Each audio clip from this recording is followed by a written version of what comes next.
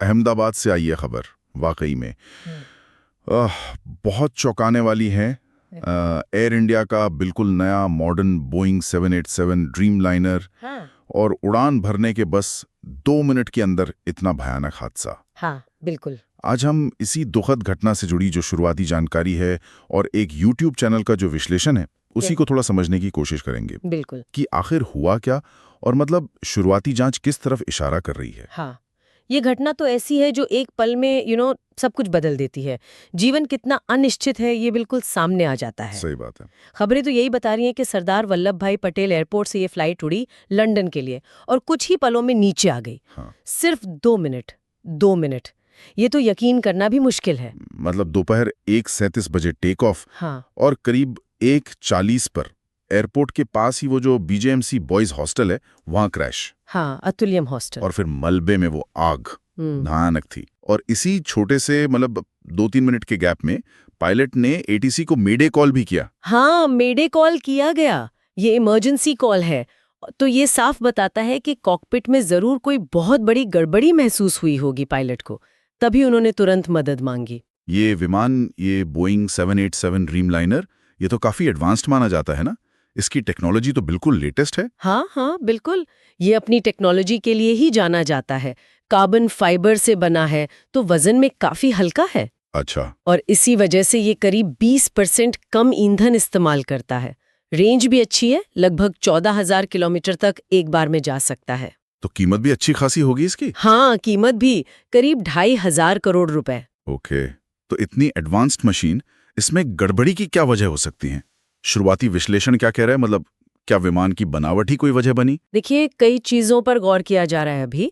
एक तो तस्वीरों में जो दिखा है कि क्रैश के बाद भी विमान के लैंडिंग गियर मतलब पहिए वो बाहर थे। हाँ, मैंने भी देखा। आमतौर पे क्या होता है, टेक ऑफ के फौरन बाद पहियों को अंदर कर लिया जाता है। हाँ, ताकि ड्रैग कम हो। बिल्कुल।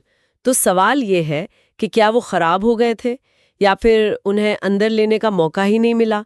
क्या इतनी जल्दी सब कुछ हो गया? और अगर गियर बाहर रह गए तो उसका असर सिर्फ खिंचाव बढ़ना नहीं होता। अच्छा। हाँ, वो विमान की जो एरोडायनामिक्स है उसको भी काफी बदल सकता है, खासकर टेक ऑफ के उस क्रिटिकल फेज में। और ये कार्बन फाइबर का हल्का होना, क्या ये भी कोई फैक्टर था? कार्बन फाइबर मजबूत तो बहुत होता है, पर शायद ऐसा कहा जा रहा है कि इसी हल्केपन की वजह से टक्कर के बाद मलबा इतनी बुरी तरह बिखरा। ओके। फिर एक और चीज, ईंधन। लंदन की लंबी उड़ान थी। हाँ, फ्यूल तो फुल होगा। बिल्कुल। 1.25 लीटर के करीब ईंधन था, तो जाहिर है इतने ज्यादा फ्यूल ने आग को और भयानक बना दिया होगा। वजन प्रबंधन की भी बात हो रही थी, वेट मैनेजमेंट, उसका क्या मतलब है यहाँ? हाँ, कुछ एक्सपर्ट्स ये भी आशंका जता रहे हैं, मतलब क्या विमान में यात्रियों और सामान का वजन, क्या वो सही तरीके से बटा हुआ नहीं था? अच्छा, इम्बैलेंस। हाँ, जिससे टेक ऑफ के दौरान उसकी स्टेबिलिटी, स्थिरता पर बुरा असर पड़ा हो। तो ये सारे पॉइंट्स, लैंडिंग गियर, हल्का ढांचा, भारी ईंधन लोड, ये सब मिलकर एक बहुत क्या कहते हैं जटिल तस्वीर बना रहे हैं। ये सब एक साथ हुआ या एक ने दूसरे को बिगाड़ा? हाँ, यही जांच का सबसे बड़ा सवाल है अभी। और एक दिन पहले भी शायद कोई शिकायत आई थी ट्विटर पर इसी प्लेन को लेकर, कुछ AC या स्क्रीन की दिक्कत। हाँ, ऐसी एक बात सामने आई है।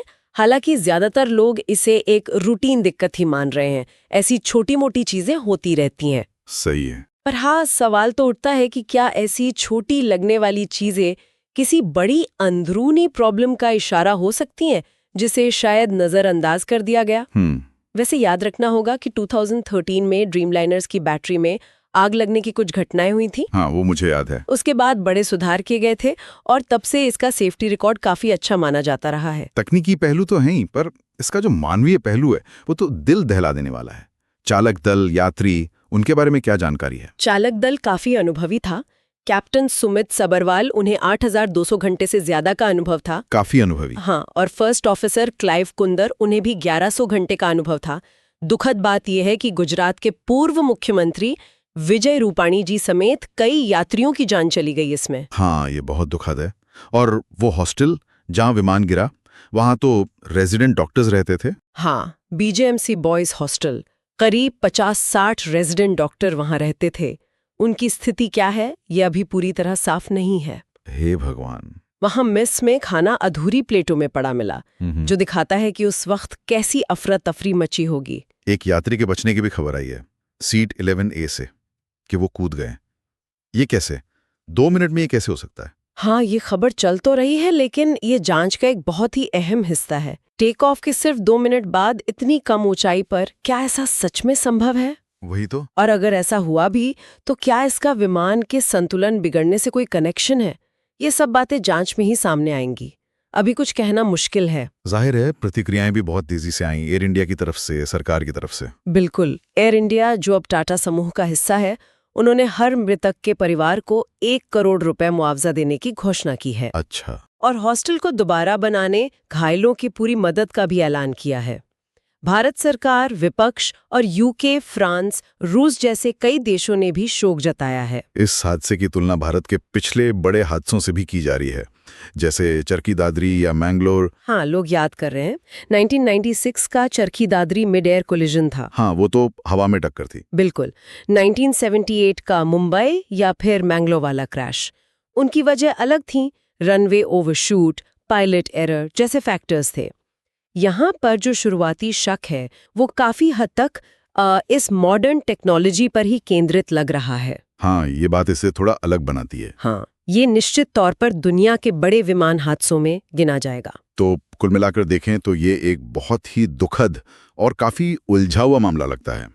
तकनीकी खराबी हो सकती है, इंसानी चूक हो सकती है, कोई बाहरी हालात, कुछ भी हो सकता है। बिल्कुल। जांच तो लंबी चलेगी और उम्मीद है कि सारे सवालों के जवाब हमें मिले। हाँ, उम्मीद यही है।